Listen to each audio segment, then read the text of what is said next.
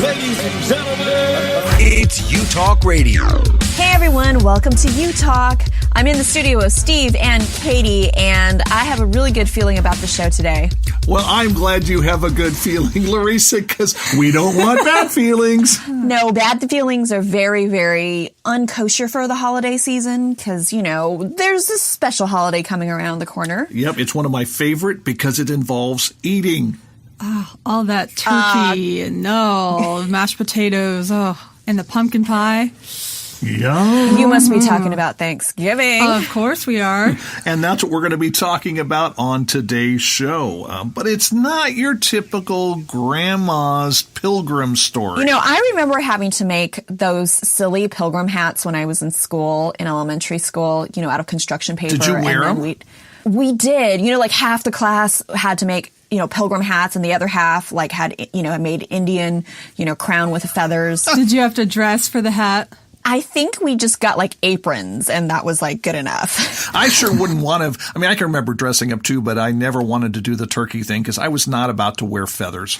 I don't think he would look good in feathers. I don't think so. I will leave it at that. Thank you. Well, Steve and Larissa, you guys had the chance to cover a red carpet event for a brand new film called Saints and Strangers. What's that film about? I'm glad you asked, Katie, because since we're talking about Thanksgiving, that film is actually about the first Thanksgiving. But really, it's about the events that transpired leading up to that first Thanksgiving. And it was definitely more than just about the pilgrim hats and the feathers, or no feathers, hopefully in some cases. Because, you know, I think most of us are familiar with the Pilgrims and the Indians, and, you know, everybody got along, and then, you know, we have Thanksgiving. But, you know, National Geographic Channel produced this 4-hour movie that is this brand new project that actually digs a lot deeper into what happened at Plymouth and how they came over in the sometimes harsh conditions. And it's a tale of 101 men, women, and children who crossed the Atlantic Ocean from England and here into what wasn't even called the U.S. yet, to the New World. And so this incredible story, you know, is talking about not just the basics of Pilgrims and Indians, but really talking about all the history behind it and all the events that led up to what we know as Thanksgiving. In fact, for you Mad Men fans out there, there's some familiar face, like in Vincent Kartheiser. He played Pete on that show. And if you're a Pitch Perfect fan, Anna Camp, one of the ladies, she is in this. And there's a lot of other well-known actors and some new faces as well. And, you know, it's an exciting thing. Yeah, it really was. I really enjoyed it, seeing, we only got to see part one at the premiere, but it was an awesome experience being able to interview the cast members and even other celebrities that were walking the gold carpet. I say gold because it's usually red, but gold is a key color in the National Geographic logo. So it was kind of a clever twist. Sounds like a great film. Looking forward to seeing it. Let's check out what the cast had to say about why this film is important for our generation and things and people they are thankful for in their lives. Hey, it's Larissa with the one and only Aaron Carter. How you doing today, Aaron? Good. How you doing? So we're here at the Saints and Strangers premiere. Now, this movie is about Thanksgiving. Why do you think a film like this is important to the next generation? I mean, I think it's just so important to know where you come from. My lineage traces back to the Mayflower. My grandfather was a genealogist for about 40 years of his life. Wow. So, and he traced back our lineage, and my brother and I, the Carter family, we stem from the Fuller family, and then it went to the Crippers. So anyway, back to what you were saying is like knowing where you come from and like who you are really makes a difference. Yeah, so this actually has special significance to you, not just the film, but just the whole story of how this country started. Exactly. Oh, absolutely. I'm very interested in seeing what this is about because of my lineage and my connection with it in itself, you know. And kind of on that token, you know, what are some of the things in your life that you're thankful for the most? I'm thankful for my family. I'm thankful for my fans. I'm thankful for my career. My health. Your health. And speaking of you, we'll go back to you. What are some of the projects that are coming up for you? Are you going back to doing some music? Yeah, I've been touring, doing the college circuits. I mean, I do about 200 shows a year. I don't ever stop. I haven't released any music in over 10 years. So, but now I'm at the point where I'm going to be producing my whole project, meaning I make the tracks, I make the beats, I do all that stuff, and so it's going to be coming straight from me. So, look forward to it. All right. Well, we're all going to be, waiting for more music. And thank you so much, Aaron, for stopping by. Of course. Hi, this is Steve with Barry Sloan. Barry, are you excited to be here? I am, yeah. It's nice to share something. You go away and you make these private projects for a while in South Africa and you leave it for the people to play around with and fix, and then everybody gets to share it, so it's nice to share it. In thinking about this film, why is this film in particular important to the next generation? Well, I think it's being told in a way that hasn't been told before, and genuinely. There's no heroes, there's no villains. No one's being painted as the great decision makers that came in and fixed things. It's about human error. Oh.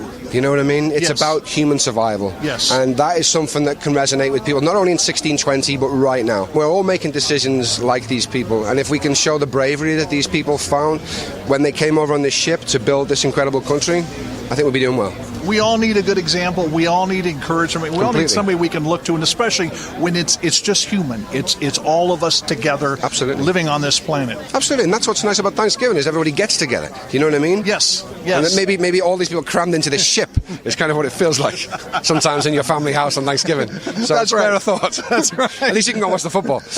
That's for sure, and especially coming from a large Italian family, it does There you get a go. little crowded. You know what I'm saying. Okay, have you noticed something in particular that we in this country take for granted? I think your sense of go and achieve whatever you want, you know? And you encourage this. I'm not saying this doesn't happen in England. I'm saying there's a little more cynicism from time to time. What I love about being here and what I love about my daughter growing up and being raised in this country is that she can literally go for anything that she wants to. That's not to say she'll get it, but she's entitled to have a good crack. So Absolutely. I'm thrilled at that. You can be who you want to be. Yes, and that's something I love It's about your this choice. country. Completely. And for those who feel like they can't be anything, they can change. Of course, and that's what, the people who came on this boat, not the Saints came for a different thing, but the strangers who came over, who paid money for a new start, to start farms, start families, start lives. It's a dream. Thanks for being on the show. We appreciate it. Look forward to seeing the movie. Pleasure. Thanks. I'm here with the writer of this incredible project, Seth Fisher. How you doing, Seth? Doing well, thank you. Now, how long did it take for you to write the script? Ooh, it happened pretty fast. We started in February, myself and Eric Overmeyer, and we hit the ground running, and we wrote all the way through shooting. So we shot from June through August, and sort of the writing process, certainly in television and film, you sort of keep going as long as you can until you've shot it all. And then you've got to give it away, and then you edit it and maybe rewrite it in the editing process a little bit. So it took the whole time, I would say. Now, how much of the film is based on history and how much of it you took some creative liberties? We took very few creative liberties beyond the dialogue and the specific interactions. In general, all of the major set pieces, all of the major turns in the plot are accurate. We were under very strict parameters not to just make things up, and that was a big reason for telling the story, was to get it right, because we've heard the wrong versions before. We've been taught the wrong version for a long time, and hopefully we got it right. Well, and to that end, why is a film like this so important, not just for this generation, but for generations to come? It's important because it's really, the beginning of a nation, not in a sort of political sense, but there was Roanoke, there was Jamestown, but everybody points to Plymouth. And it was a group of people from mixed origins, not just pilgrims, but also the so-called strangers. It was a commercial venture, and they arrived on a place that was as foreign as the moon. And there were already people there, and they had to learn how to coexist, for better or worse, or not coexist. And from that came a nation, and that's really the beginning. That's what we point to. Well, and it's a remarkable story, no matter, how you tell the story. So one last question. Now that you've kind of gone through this process of this big history lesson, what are some of the things that you now maybe think you have taken for granted that maybe you're more thankful for after doing this project? I am thankful for usually working in the same time zone versus shooting in one time zone and writing in another time zone.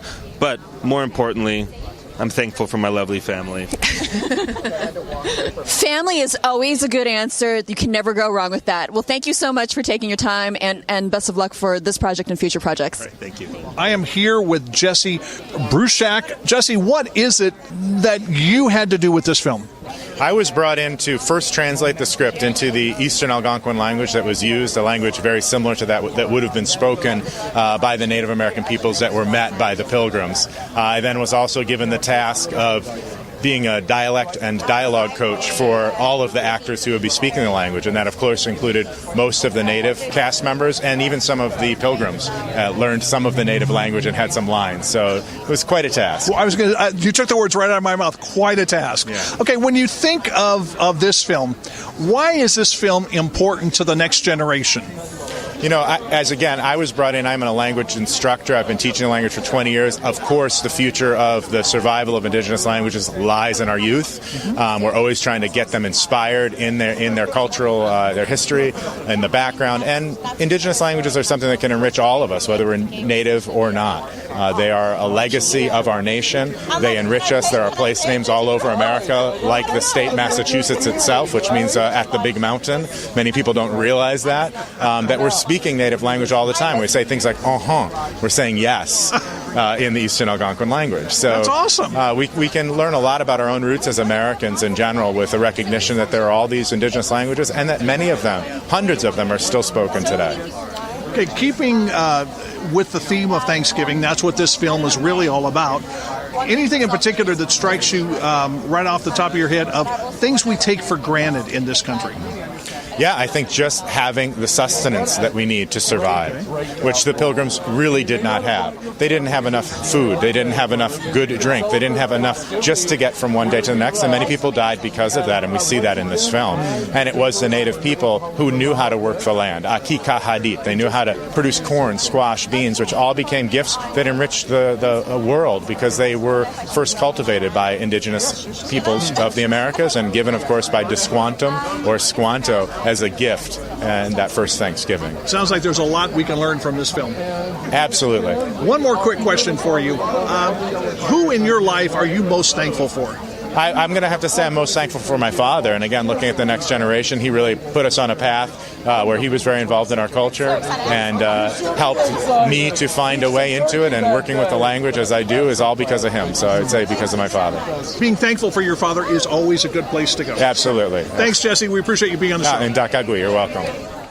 You know, Saints and Strangers really does help us bring this epic story of American history to life. It really was a powerful film. I'm really looking forward to seeing the rest of it, which is going to be showing very shortly, because I feel like, you know, we just read a couple paragraphs in our history books and we never really get to hear the whole side of what happened with the Indians. And it wasn't as cut and dry as oh, there were bad Indians. There were, you know. Yeah, no, it really wasn't. It was gritty and it was gruesome. It was harsh, but it's real life. It was about humanity surviving and you know, it's harsh and grueling today, you know, in life in a different way, of course, but it gives you a chance to really reflect, I think. And I think all the cast members were just really excited to have characters that were really three-dimensional and that, you know, it wasn't just the basic surfacey story of telling of Thanksgiving, but you know, people die. I mean, oops, spoiler alert.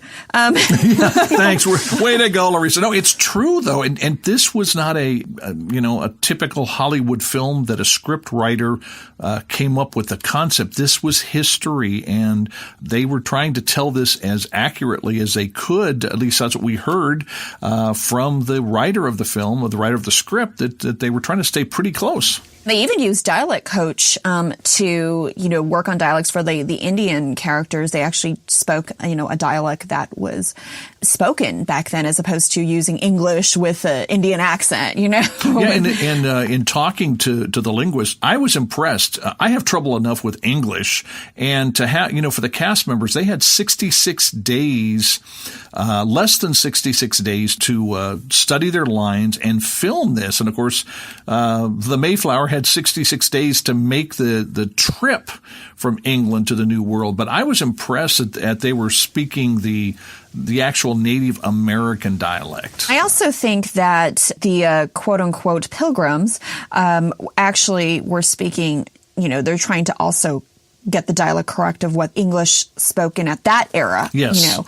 That British English, a little bit more Old English. And so, at the beginning of the movie, it actually takes a little bit of adjusting to the language because people don't speak like that nowadays, Yeah, maybe it was good, Katie, you weren't with us because you can be an English Nazi from time to time, a grammar Nazi. So maybe, I don't know, Larissa, maybe it was better that you and I did cover this one. Well, I'll just have to watch it and see for myself. I think you'll truly like it.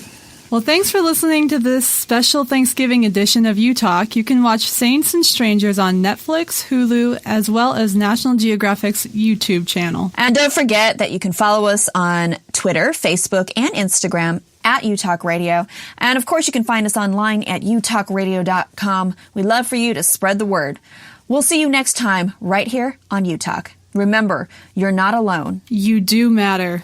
Together, we're U-Talk. U Talk Radio with Steve, Larissa, and Katie.